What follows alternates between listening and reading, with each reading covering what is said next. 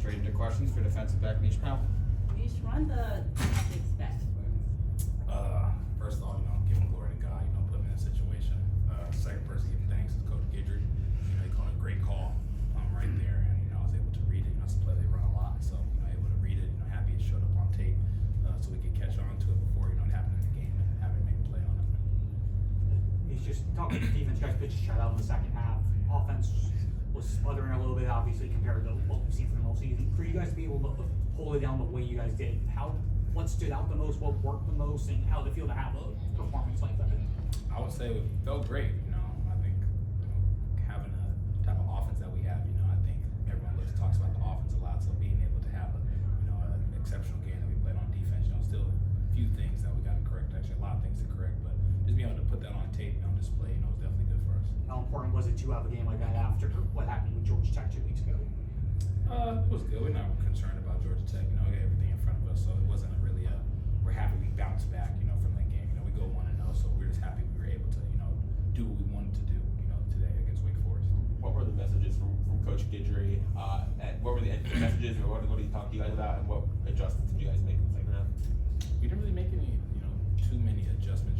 They were just running, certain plays that were, going into what Coach Guidry was calling. He called, a hell of a game, and he was calling plays that I was like, oh my gosh, that was a perfect call right here. That was a perfect call right there. Just playing right into our hands. So, just all credit to him, his film study, making sure not only the coaches are dialed, but then now it goes down to the players that we're all dialed for these. And there were a couple plays, I think the touchdown they had where Michael Mays got behind you guys, and there was one I think where maybe there was some confusion where I think it was you, maybe Daryl Porter, both moving with a man in motion, if I remember right.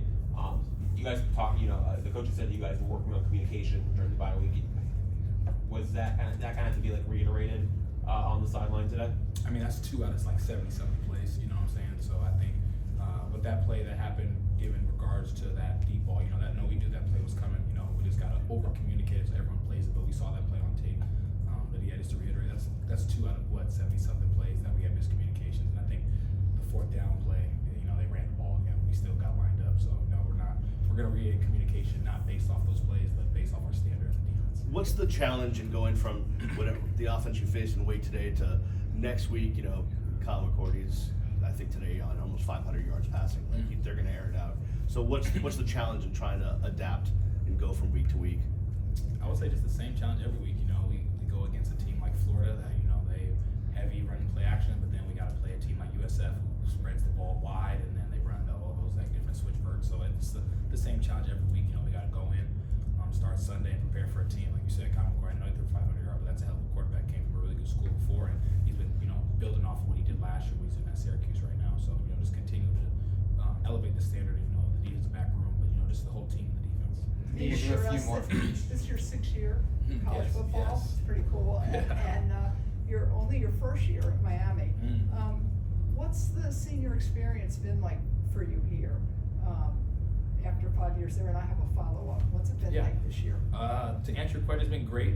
It's been great. Ever since I got here in January, Coach Cristobal and Coach Guidry, them expressing how much they wanted me, and they saw this vision before I could even see. I knew we were going to be a good team, but you never know how it's all going to play out, and that's just credit to the staff who believed in me and believed in the vision that they had. It's coming to fruition right now.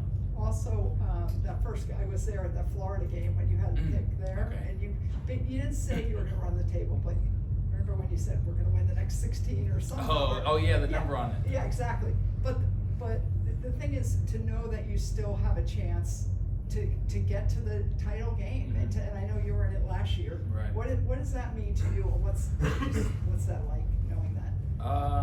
It seems like I'm pretty standing good on that statement I made. We got everything in front of us right now. I think true. we can still go about the 16 games we have left. So good to know that my prediction is following right now, but we got to keep it up and stay dialed in. How much does it help that you were in a national championship game? Does that help you at all?